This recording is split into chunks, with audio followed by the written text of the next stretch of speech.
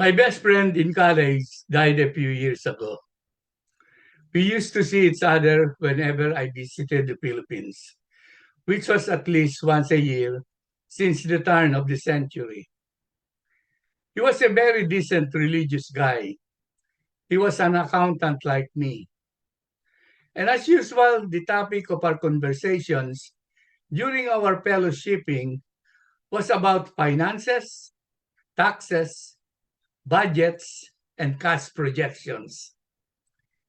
He always mentioned about how Japanese and Chinese international corporations, in their future planning, do not only have 3 or 5 or even 10 years for their business plans, but of 100 or 200 years, so that they have an overarching goal that is always kept before them, so they could check periodically to make sure that anything they were doing in their company was on target.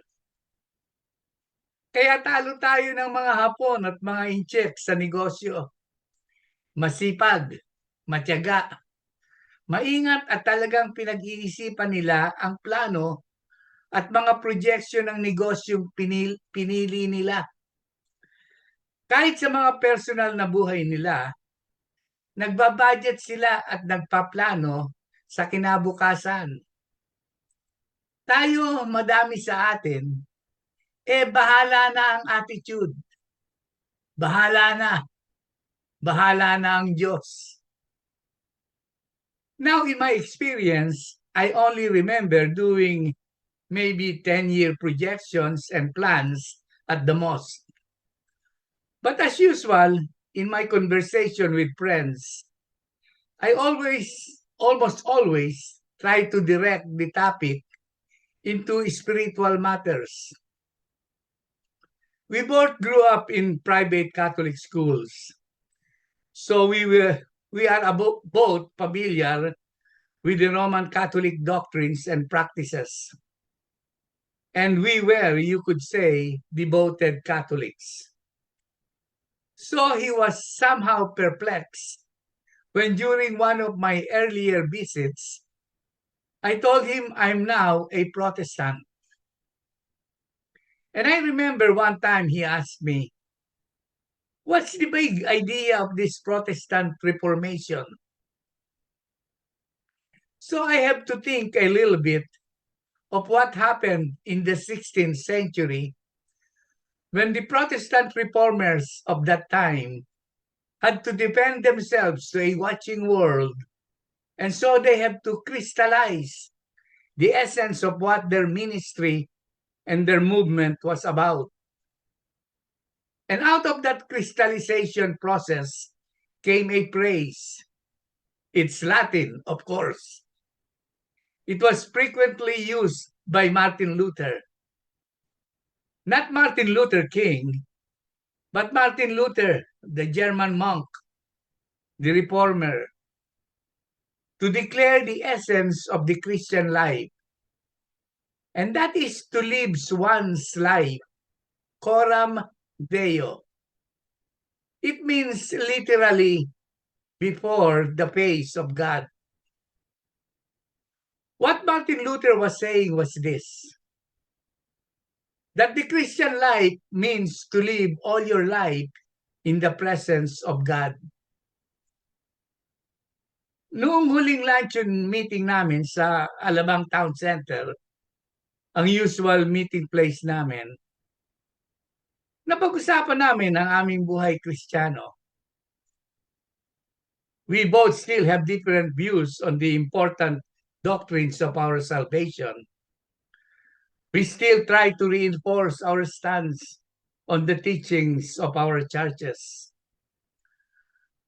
But as always, we try to disagree without cutting each other's throats. Hindi namin pinababayaan na ang aming pagdidebate ay maging sanhi ng aming pagkakagalit. Nakakapanghina at nakakapanlumo kapag hindi maunawaan ng iyong kausap kung bakit ang mga estatwang gawa ng kahoy o bato o pilak, tanso o ginto, o anumang metalya ay hindi nakakakita, nakakarinig, o makagagawa ng anumang bagay na si Birhing Maria o sino mang santo ay hindi mga Diyos na nakapagliligtas ng kaluluwa ng iba dahil sila ay mga makasalanan din. Kaya't wala tayong magagawa kung hindi ipagdasal na lang natin ang ating mga kaibigan at mga kamag-anak na hindi pa ligtas, na bigyan sila ng biyaya ng Diyos Ama, na maniwala sila sa Panginoong Hesukristo. There are times that we behave and perform with our lives, not for God, but for an audience to see it. And that our behavior when we're in secret may be different from how we behave when we're in the presence of people whose judgment or approval we seek. Natatandaan ko pa, ng mga teenager pa lang kami, pagka gusto naming mag-good time, palaging may isang nagsasabing, "Huwag dito sa Manila o Pasay o Quezon City. Baka may makakita sa ating kilala tayo. Baka airpat pa natin ang makilala, ang makakita sa atin. Yari tayo. Punta tayo sa Marikina, sa Kalumpang, o sa Bulacan, sa Bukawi. Maraming kabaret doon." We think, for example, of the prodigal son when he pleaded with his father to give him his inheritance early, how he squandered that money. But before he squandered that inheritance, what did he do? He went away into a far country where no one knew him, where he was anonymous, where he felt like he didn't have to live under the scrutiny of somebody who might possibly disapprove of what he was doing. Now, Luther say we should live our whole lives, not as people seeking the cover of darkness, where we have a secret life, a private life that is hidden from the gaze of our friends or of the authorities. But that our lives should be lived openly in the presence of God, before the face of God, practicing a kind of consciousness of God from moment to moment. So the big idea of Christianity is to live coram Deo, to live all of one's life in the presence of God, under the authority of God, to the honor of God, and to the glory of God. Jesus said it clearly this way: "If you want to please me, do what I have commanded you."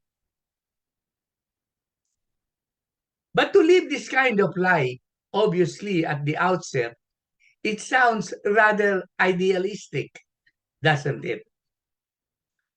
There's nobody that lives all their life in the constant sense of the presence of God. And none of us is so righteous that everything we do is in submission to the authority of God and done unto his honor and to his glory.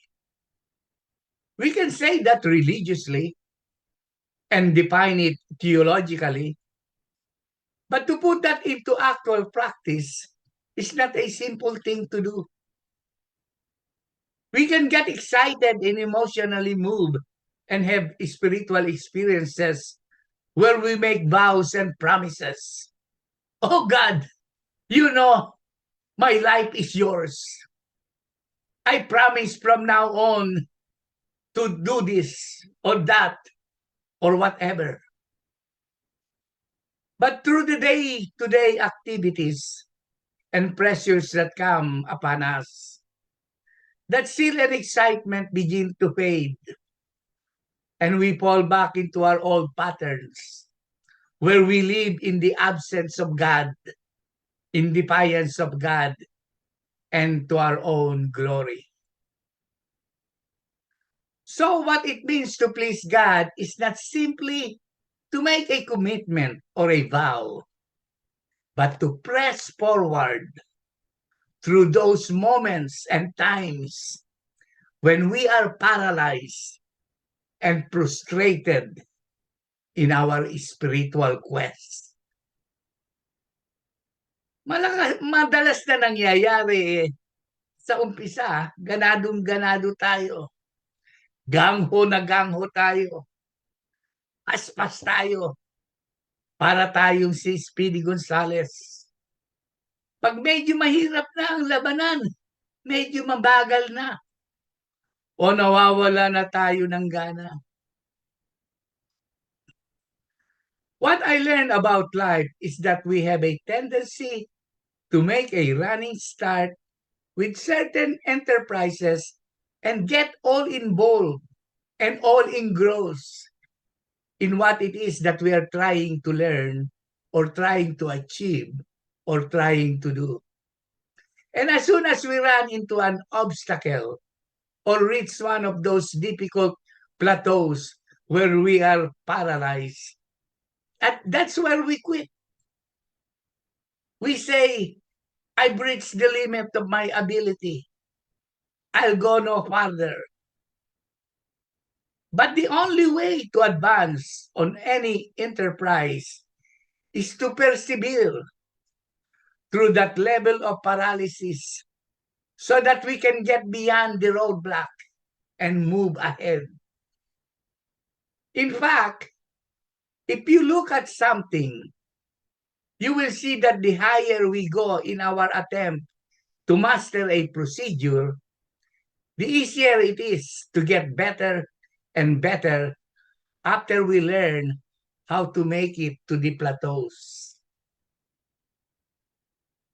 In Matthew 11:12, Jesus said, "And from the days of John the Baptist until now, the kingdom of heaven suffers violence, and the violent take it by force." Now, I think that's a strange and cryptic statement from the Lord. I don't think he meant that the enemies of the kingdom of God use violence to try to oppose God.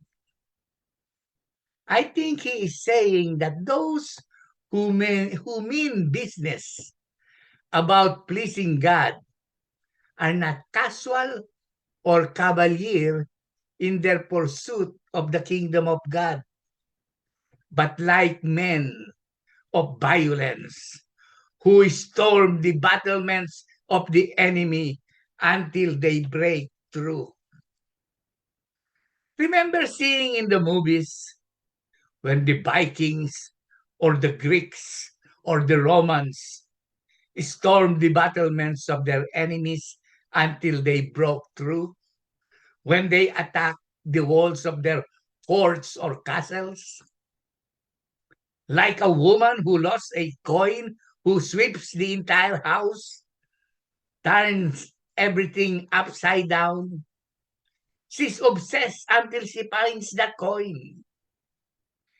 The kingdom of God is like a man who finds an extraordinary pearl that is so precious and so valuable that the person has a profound passion to possess that pearl, which is more costly than any other pearl, that he goes and sells all that he has that he might possess that single pearl.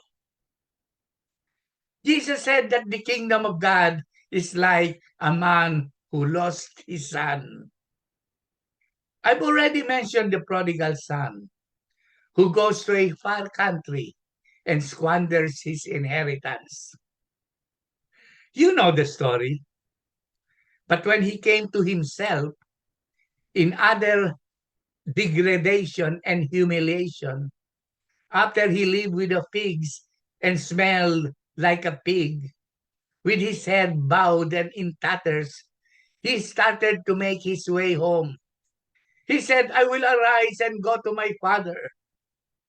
But the point of the story is that when that son was still at a distance, the anxious father, who knew nothing of what had happened to his son since his departure, saw his boy coming back. And we are told that the father leaped from his place and ran down the road and threw his arms around him and embraced him and ordered his servants to kill the fatted calf, get the family ring, and bestowed it upon his son. He said, because this is my son who was once lost and now is found. All these parables, the prodigal son, the lost coin, the pearl of great price, are parables that emphasize the importance of pressing on to the kingdom of God, the pressing beyond the point of paralysis, pressing when things become difficult. Now, you who are Christians, remember the beginning of your Christian experience. The still, the fire, the passion you had. You probably turned off all your friends. You were obnoxious and too pussy. And, and you were so excited you wanted to tell everybody about what happened to you. And so we all went through that. Marami akong mga kaibigan na pinilitan kong i-share ang gospel na nagmula noon na lumayo sa akin. Ayaw nang makipag-usap sa akin. Mga kamag-anak na hanggang ngayon ay nilalayuan ako at ayon sa kanila ay nasisiraan na ako ng ulo. Nasisiraan na ako ng bait. But we learn how to adjust, to accommodate our friends, and learn how to adjust our goals downward. We went into a sprint, then coasted and cooled off. Like in the beginning of the year, you said, I'm going to read the whole Bible this year, starting with Genesis, then quickly to Exodus. Then we hit Leviticus and faltered a little bit. Then Numbers, and we're really finding it harder to read for a while. Then before we even finish the Old Testament, we quit. We don't finish what we start.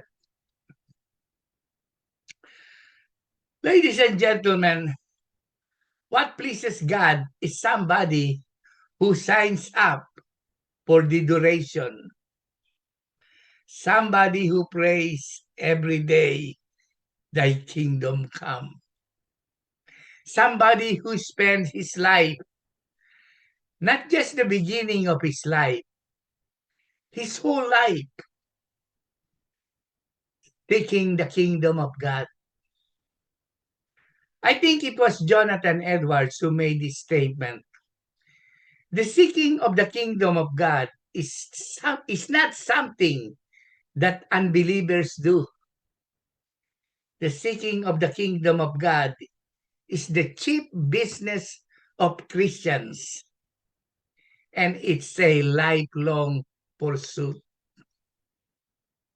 And I think that's what it meant to be a disciple. When I was young, I liked to collect comic books, especially the classics. You know, the Three Musketeers, Ivanhoe, the Count of Monte Cristo, Moby Dick, the Iliad, the story of the fall of the city of Troy. One of my favorites was Robin Hood, and I also saw it in the movies a number of times. I think it was Errol Flynn who played Robin Hood. I was captured by it. What a tremendous story.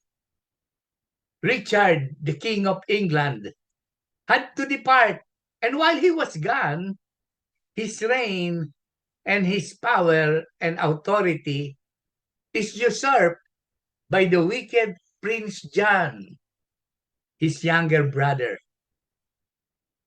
Robin Hood is loyal to the king, but the king is gone. So Robin Hood and his men are forced to live out in the woods, finding shelter there in the countryside. And so a price was put on his head.